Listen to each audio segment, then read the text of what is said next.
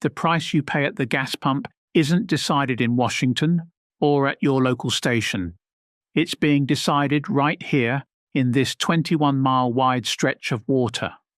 This is the Strait of Hormuz, the world's most dangerous choke point. 1/5 of the global oil supply flows through this narrow corridor between Iran and Oman. Today, as tensions in Tehran reach a breaking point, the global economy is holding its breath.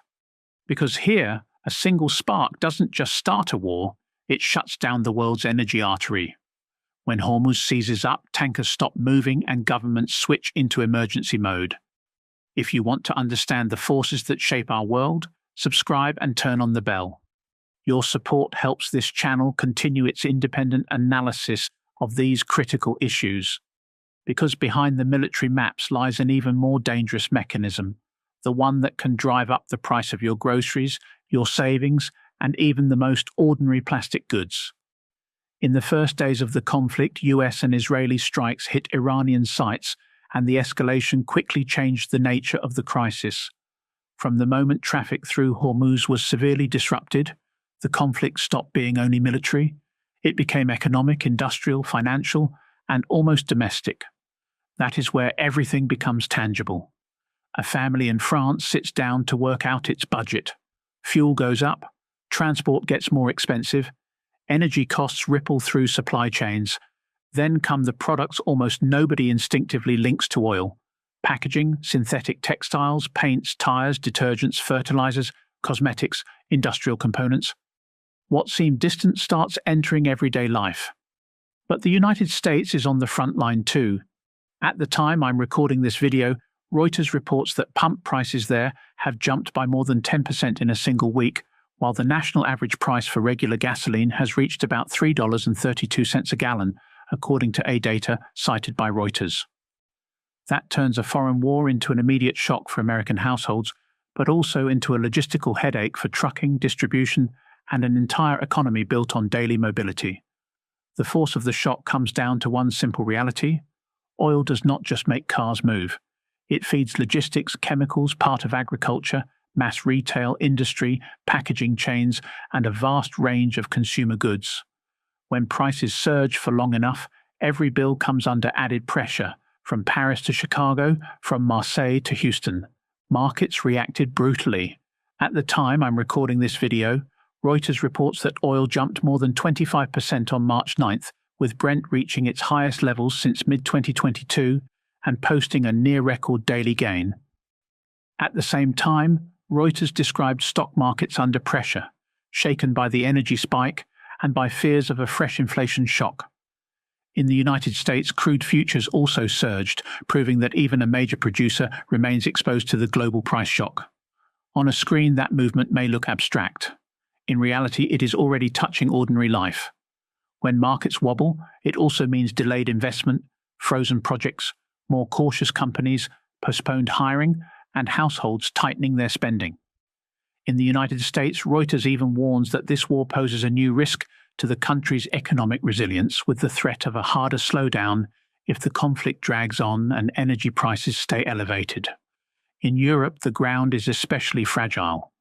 Reuters noted that Eurozone inflation had already surprised on the upside even before the full impact of a new oil shock. That means another energy surge could quickly spill over into transport, food, services, materials, and the entire fabric of daily life. In the United States, the danger follows a parallel logic, with a strong domestic management dimension. When gasoline rises, it is not just an economic problem, it also becomes a test of credibility for the executive branch, for federal agencies, and for their ability to contain public anger over a product that everyone sees, compares, and pays for every week. Reuters reported that the White House is already pushing several agencies to prepare additional options in response to the surge in energy prices. In Paris, while screens track the oil spike, an idea usually reserved for major crises is moving back to the center of discussion: strategic reserves. Bloomberg reported that France is considering the release of emergency oil stocks among the options being discussed with its G7 partners. Reuters confirmed that G7 finance ministers were set to examine a possible coordinated release of emergency reserves, and in Washington pressure is rising too, though in a different form. Reuters reported that the White House is pushing federal agencies to strengthen their response to the energy price surge caused by the conflict. In other words, even the world's leading power now finds itself forced to manage a foreign war that is already threatening its inflation, its public mood, and its domestic economic momentum. So the worst-case scenario is not a work of fiction. Reuters showed that tanker traffic through the Strait of Hormuz had fallen to a standstill or near standstill during some periods. In that kind of environment, every extra day of disruption counts twice because it fuels both potential shortages and market panic while driving prices even higher. The winners remain few. Some energy producers benefit from higher prices. Some oil-linked markets hold up better. Actors capable of supplying, transporting, or securing flows strengthen their position in the short term. The losers, meanwhile, are everywhere. Energy importers, transport companies, airlines, chemical industries, lower-income households, middle classes, governments under budget pressure, and now millions of American drivers facing a brutal rise in fuel costs. And the most alarming part is the speed of transmission. A strike lasts minutes. An oil shock crosses continents in moments. One blocked tanker disrupts an entire route. A higher insurance premium ends up on a bill. A logistical delay turns into a price increase. Without making a sound in your living room, war enters the grocery receipt, the bank statement, and the smallest daily trade-offs, in Europe as much as in the United States. In the end, the real threat can be summed up in one sentence.